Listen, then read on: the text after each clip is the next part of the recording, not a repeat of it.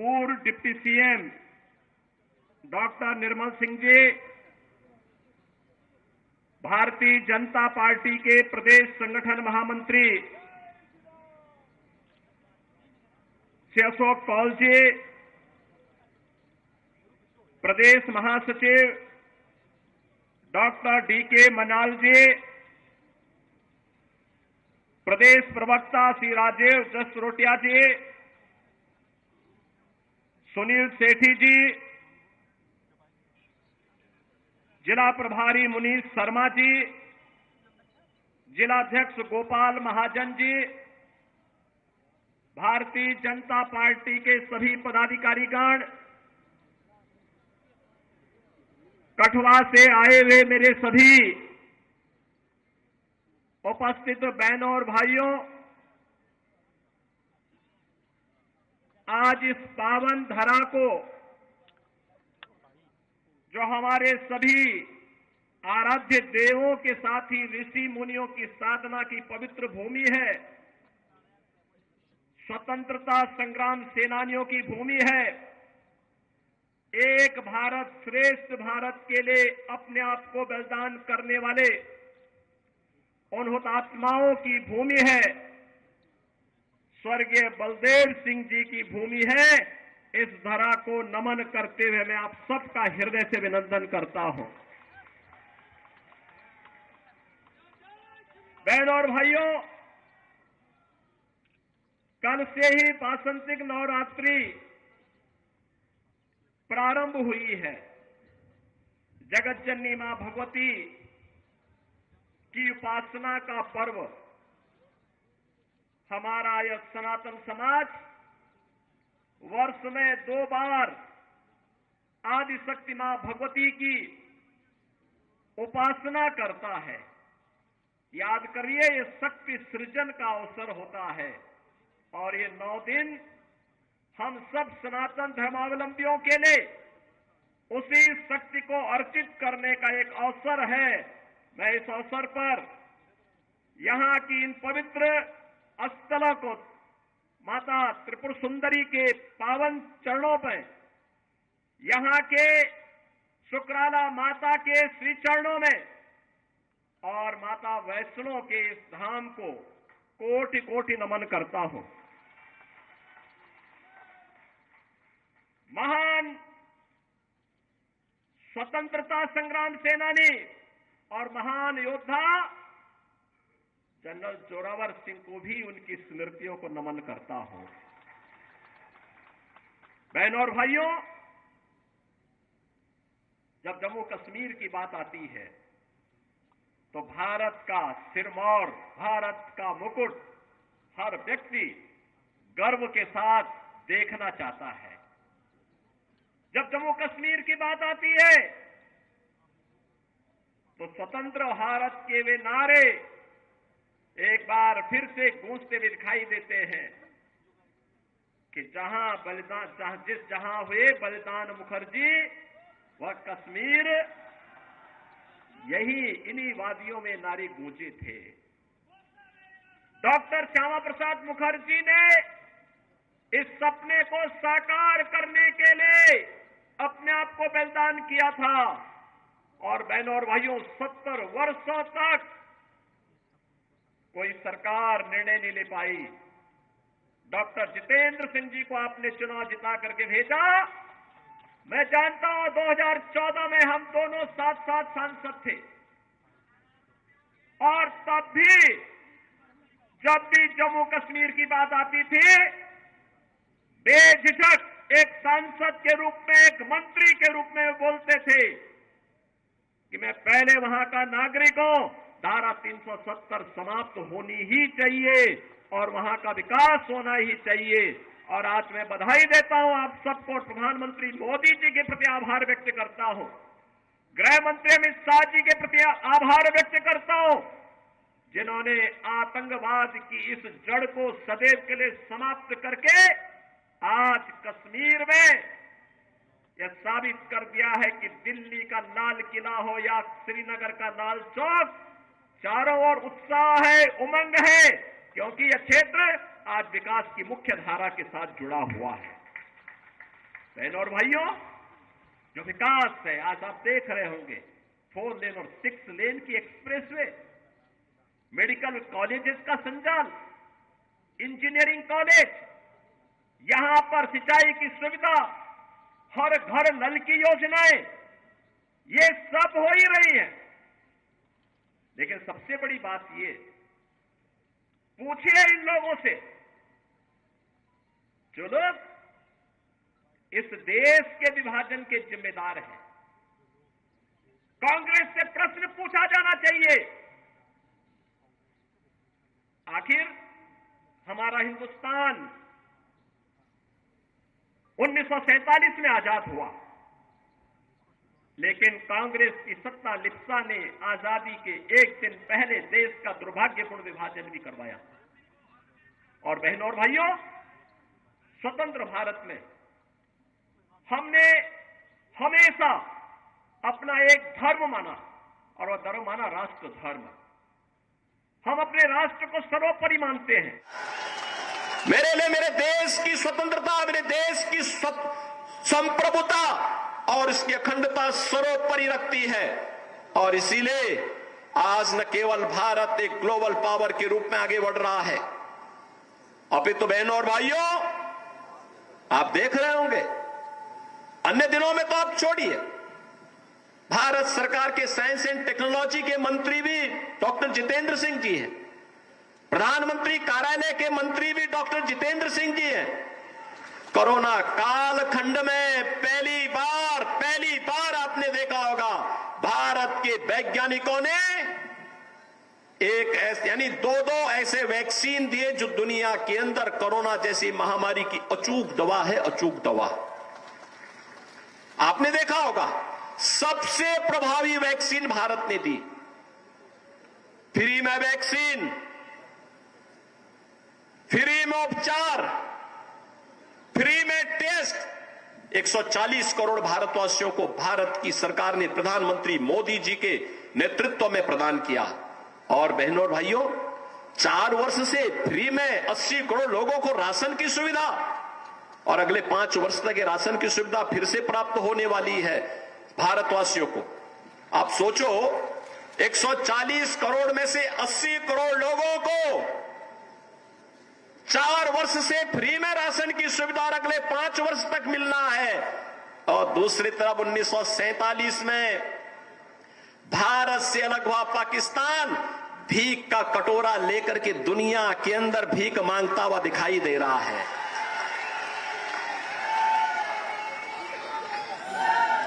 आज आप देख रहे होंगे बदलते हुए भारत को, ये जो नया भारत है, बहनों और भाइयों, इस नए भारत को आज आप देख रहे होंगे, एक भारत श्रेष्ठ भारत।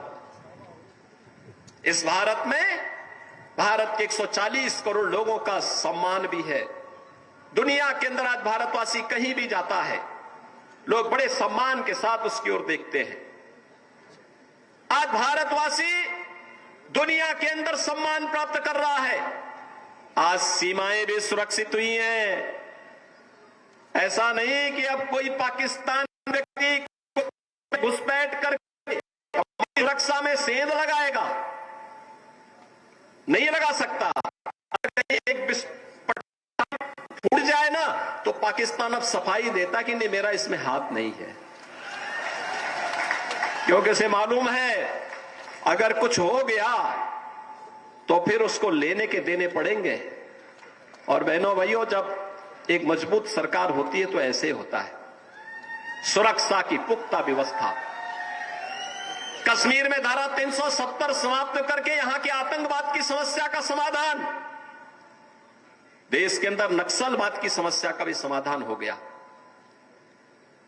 सुरक्षा की बेहतर स्थिति है, इंफ्रास्ट्रक्चर, अत्याधुनिक इंफ्रास्ट्रक्चर आप देख रहे होंगे, कई highway, railway, metro, rapid rail, IIT, IIM, medical college, AIIMS जैसी सौगात आज देश को प्राप्त हो रही है। साइंस एंड टेक्नोलॉजी के नए नए केंद्र बन रहे हैं, अत्याधुनिक इंफ्रास्ट्रक्चर विकसित हो रहा है, बेहतरीन माहौल में भारत आगे की ओर बढ़ रहा है।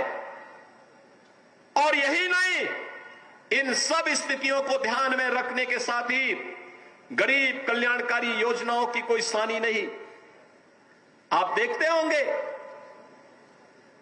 न केवल जम्मू कश्मीर में, पूरे भारत के अंदर भी आप देखते होंगे 80 करोड़ लोग फ्री में राशन की सुविधा का लाभ प्राप्त कर रहे हैं।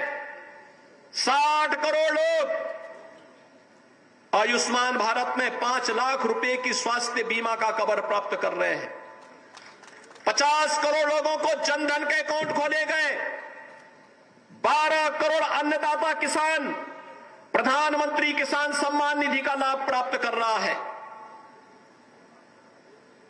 12 करोड़ गरीबों के घर में शौचालय बने हैं। 10 करोड़ परिवारों को फ्री में उज्ज्वला योजना के सिलेंडर के कनेक्शन प्राप्त हुए हैं। बहनों और भाइयों, 4 करोड़ गरीबों के लिए प्रधानमंत्री आवास योजना भी बने हैं और 2.5 करोड़ घरों तक पहली बार बिजली पहुंचाने का काम भी हुआ है। इस प्रकार के अनगिनत गरीब कल्याणकारी योजनाओं का लाभ आज पिछले 10 वर्ष में उस कैबिनेट ने और उस सरकार ने किए हैं, जिसका नेतृत्व मोदी जी कर रहे हैं और आपके सांसद उस सरकार के अभिन्न हिस्से हैं। डॉक्टर जितेंद्र सिंह जी उस सरकार के हिस्से हैं। वह सरकार आज गरीब कल्याण का कार्य भी कर रही है। और तो और कितना परिवर्तन आया है। इससे पहले लोग अपने आप को हिंदू बोलने में भी संकोच करते थे। और बहनों और भाइयों, अयोध्या का नाम लेने पे तो लोग डरते थे।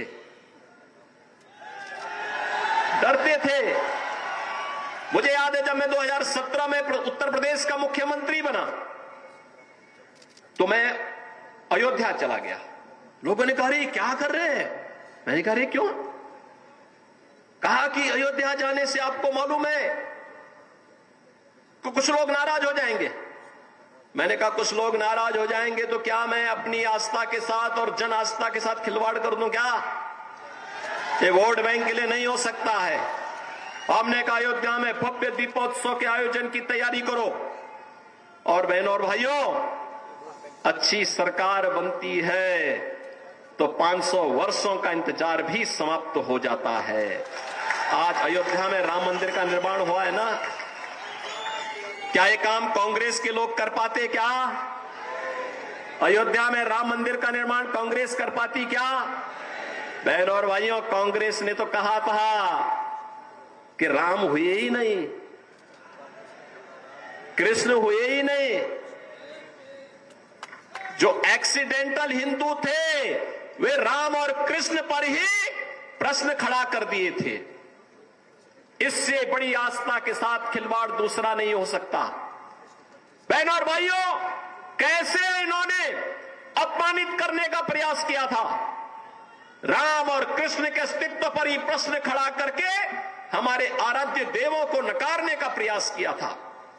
लेकिन आज अयोध्या में भव्य राम मंदिर का निर्माण न केवल हो गया है, बल्कि आज आप अयोध्या जाएंगे, आपको आज परिवर्तन देखने को मिलेगा।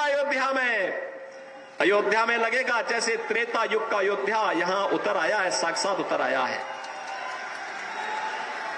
जब अच्छी सरकार आती है तो यही होता है।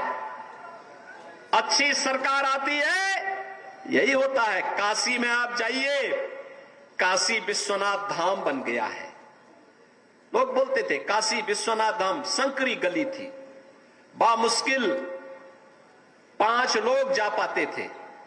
आज 50,000 श्रद्धालु भी एक समय वहां आ जाए मंदिर परिसर में, कोई समस्या नहीं है, कोई समस्या नहीं है। आस्था का सम्मान कैसे होना चाहिए, यह कार्य भी आज देखने को मिल रहा है। नौजवानों के लिए रोजगार की व्यवस्था, आजीविका की व्यवस्था कैसे होनी चाहिए, यह कार्य भी आज देश के अंदर बखूबी आगे बढ़ रहा है। और बहनों और भाइयों, यही नहीं, हमें सुरक्षा भी करनी है और देश को समृद्धि के नई ऊंचाइयों तक भी लेके चलना है।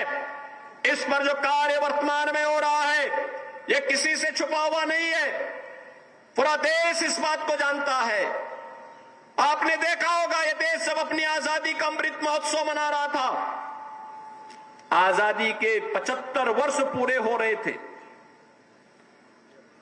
देश उत्साह के साथ जुड़ा हुआ था और उस उत्साह को और दुगना कर दिया था जब जो ब्रिटेन लगभग 200 वर्षों तक जिस भारत पे शासन किया था, उस ब्रिटेन को पछाड़ करके प्रधानमंत्री मोदी जी के नेतृत्व में भारत दुनिया की 5वीं बड़ी अर्थव्यवस्था बना। 5वीं बड़ी अर्थव्यवस्था बना। और आज तो हम इसीलिए आए हैं। बहुत सारे लोग आएंगे आपके पास अपनी बात कहने के लिए। कोई जाति की बात करेगा, कोई क्षेत्र की बात करेगा, कोई भाषा की बात करेगा, कोई किसी अन्य बात की बात करेगा। हमें किसी बात में नहीं पड़ना है। बहुत खोया है। अब पाने का समय आया है। अपने देश को मजबूत करने का समय आया है। कठुआ को विकास की मुख्य धारा के साथ जोड़ करके अपने वर्तमान और भावी पीढ़ी के लिए उज्जवल भविष्य देना है।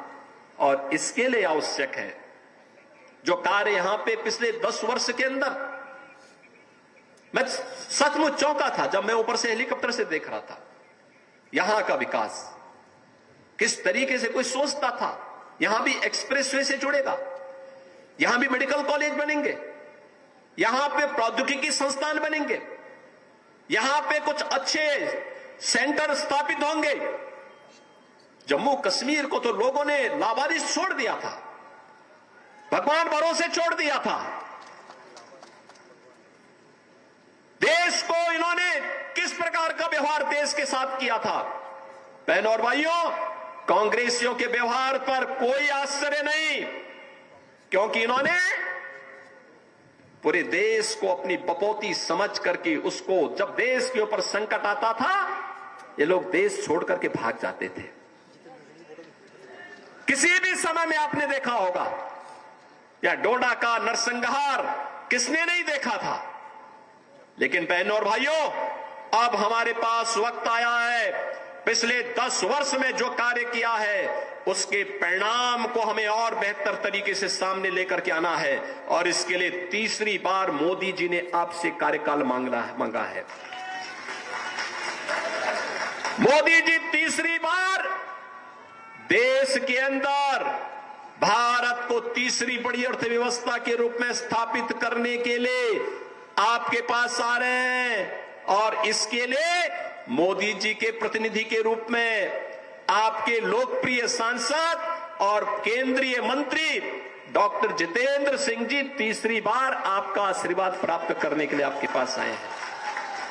बहनों और भाइयों, अपनी सहजता, अपनी सरलता, अपने व्यवहार कुशल से न केवल उन्होंने देश के अंदर, बल्कि जो भी दायित्व उन्हें भारत सरकार ने सौंपा है, पार्टी ने सौंपा है, उसका बखूबी निर्वहन करने की जिम्मेदारी उन्होंने जिस तत्परता और जिस प्रतिबद्धता के साथ किया है, वो अद्भुत है, अभिनंदनीय है। और इसके लिए मैं आपको बधाई देता हूं, क्योंकि प्रतिनिधि आपने चुना।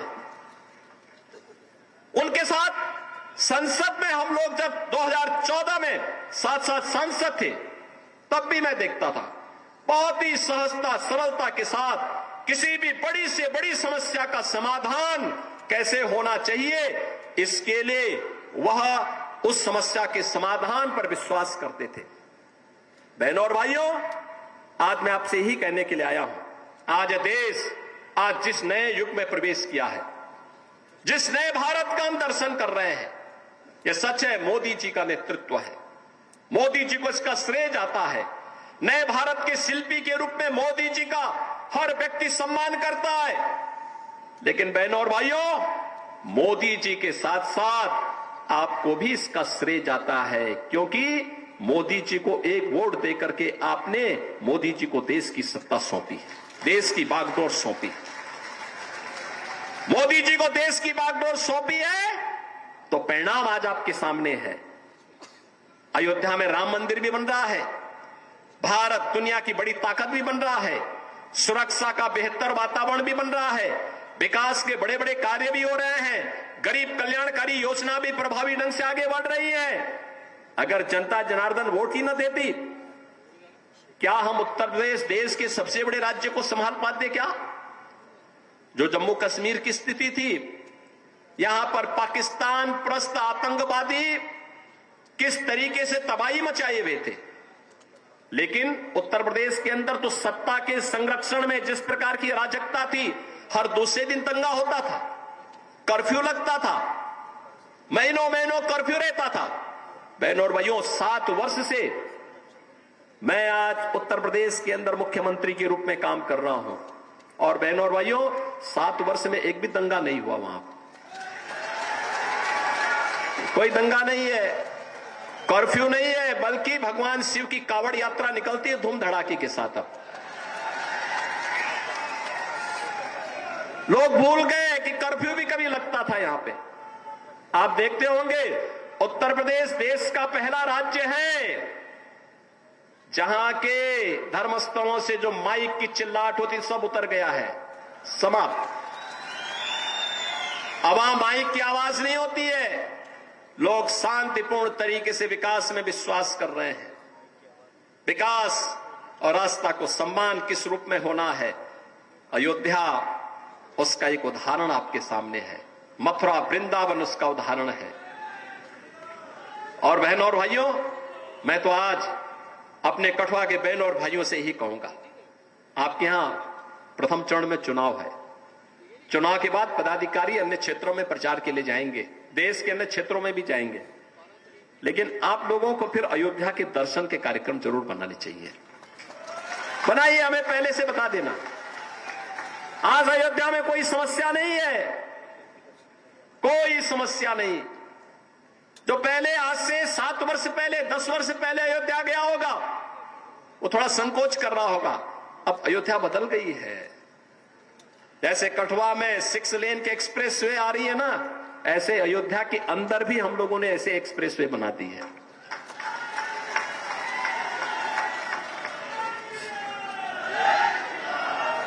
सुरक्षा का बेहतर वातावरण है। उत्तर प्रदेश में तो बहुत संकोच नहीं करते हम लोग। बहनों और भाइयों, कोई दंगा करता है तो हम उसको उल्टा टांगने का काम कर देते हैं, लटका देते हैं उसको और बोल देते हैं कि बचाओ। बहुत ज्यादा कोई बकबक करता है तो बहनों और भाइयों, मिर्च का झोंका नीचे से लगा दिया जाता है, फिर सारी भोंभो अपने आप ठीक हो जाती है उन लोगों की। और इसलिए बहनों भाइयों, आज हम आए हैं नए भारत के निर्माण के लिए। हमें प्रधानमंत्री मोदी जी को तीसरा कार्यकाल देना है, और तीसरे कार्यकाल के लिए तीसरी बार डॉक्टर जितेंद्र सिंह जी को भारी बहुमत से विजयी बना के भेजना है। उधमपुर में फिर से तीसरी बार कमल खिलाना है। आप सब सहमत हैं ना? सभी लोग सहमत हैं? माताएं बहनें भी सब लोग अपना आशीर्वाद दीजिए। लोकतंत्र तो आपका है, लोकतंत्र के जनार्दन आप ही हैं, और लोकतंत्र में तीसरी बार आपको उन्हें फिर से भारी बहुमत से विजयी बनाना है। और यह अवसर आपके लिए होगा कि उन्होंने 10 वर्ष में जिस निष्ठा के साथ काम किया है। चुनाव एक अवसर होता है 5 वर्ष में अपने जनप्रतिनिधि की सेवा के प्रति कृतज्ञता ज्ञापित करने का, कि उन्होंने कार्य किया है व्यक्तिगत राग द्वेष से ऊपर उठ करके, व्यक्तिगत राग द्वेष से ऊपर उठ करके मूल्य और सिद्धांतों के लिए राष्ट्र धर्म का निर्वाह करते हुए हम लोग कार्य करेंगे। और इस दिशा से उन्होंने जिस निष्ठा के साथ काम किया, निसंदेह अभिनंदनीय है, स्वागत योग्य है। और इसलिए आज मुझे स्वयं उत्तर प्रदेश से यहां आना पड़ रहा है, आपके पास आना पड़ा, आपसे अपील करने के लिए आया हूं। मैं आप सबसे यही अपील करने के लिए आया हूं कि उन्होंने जिस मजबूती के साथ काम किया उसको ध्यान में रखते हुए भारी बहुमत से उन्हें विजयी बना करके एक बार फिर से यहां पर कमल के फूल को खिलाने की कार्रवाई आप फिर से करिए। और जो आवाज देश की है, एक ही आवाज पूरे देश के अंदर गूंज रही है। मैं भी महाराष्ट्र गया था परसों, उसके एक दिन पहले मैं राजस्थान में था। उत्तर प्रदेश में तो 80 लोकसभा सीट अकेले उत्तर प्रदेश में है, और हर ओर एक ही आवाज है। वो आवाज है कि फिर एक बार, फिर एक बार, फिर एक बार मोदी सरकार का। और अब की बार 400 पार। 400 पार के लिए सहमत है ना? देखो, डॉक्टर जितेंद्र सिंह जी चुनाव जीतेंगे, किसी को संदेह नहीं, लेकिन चुनाव में बढ़त इतनी होनी चाहिए कि उनको भी यहां के शेष परियोजनाओं के लिए उतनी ही ताकत मिल सके। जनप्रतिनिधि ये कहता है ना, बाद में सांसद ये कहता है कि भाई देखो, जनता ने एक बड़ी जिम्मेदारी दी है, अब तो इस कार्य को मुझे यहां कराना ही कराना है, और उस कार्य के लिए बढ़त इतनी आप दीजिए। आप सब करेंगे? सहमत हैं? सभी लोग सहमत हैं? सभी लोग सहमत हैं? तो मेरे साथ फिर बोलेंगे, भारत माता की, भारत माता की, भारत माता की, वंदे वंदे वंदे।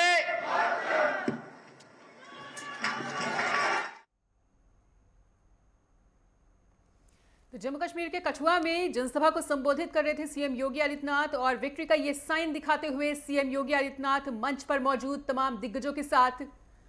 और सीएम योगी आदित्यनाथ की क्या कुछ बड़ी बातें रही, ये पॉइंटर्स के जरिए हम आपको दिखा रहे हैं। और योगी आदित्यनाथ का धुआंधार प्रचार लगातार जारी है। जम्मू कश्मीर के कठुआ में इस वक्त सीएम योगी आदित्यनाथ पहुंचे हुए थे, जहां पर उन्होंने विजय संकल्प रैली को संबोधित करते हुए तमाम बातें कही। और उन्होंने कहा कि आज भारत का जो सम्मान है वो दुनिया भर में बढ़ रहा है। मोदी सरकार में देश का चहुमुखी विकास हुआ है। वहीं उन्होंने एक बार फिर मोदी सरकार का नारा देते हुए अपनी वाणी को विराम दिया। और योगी आदित्यनाथ ने जो तमाम बड़ी बातें कही हैं वो भी हम आपको पॉइंटर्स के जरिए दिखा रहे हैं। तो जम्मू कश्मीर के कठुआ में आज सीएम योगी आदित्यनाथ का दौरा है, जहां पर वो पहुंचे हुए हैं और धुआंधार प्रचार में जुटे हुए हैं। सीएम योगी आदित्यनाथ स्टार प्रचारक के तौर पर लगातार अलग अलग मंचों से गरज रहे हैं। वहीं उन्होंने एक बार फिर से मोदी सरकार बनाने का दावा किया है। अपनी जीत को लेकर बीजेपी पूरी तरह से आश्वस्त है, और इसी आश्वासन को देते हुए उन्होंने एक बार फिर मोदी सरकार का नारा दिया। और अभी आप सीएम योगी आदित्यनाथ को सुन रहे थे जम्मू कश्मीर के कठुआ से, जहां विजय संकल्प रैली को संबोधित करते हुए उन्होंने तमाम बातें कही।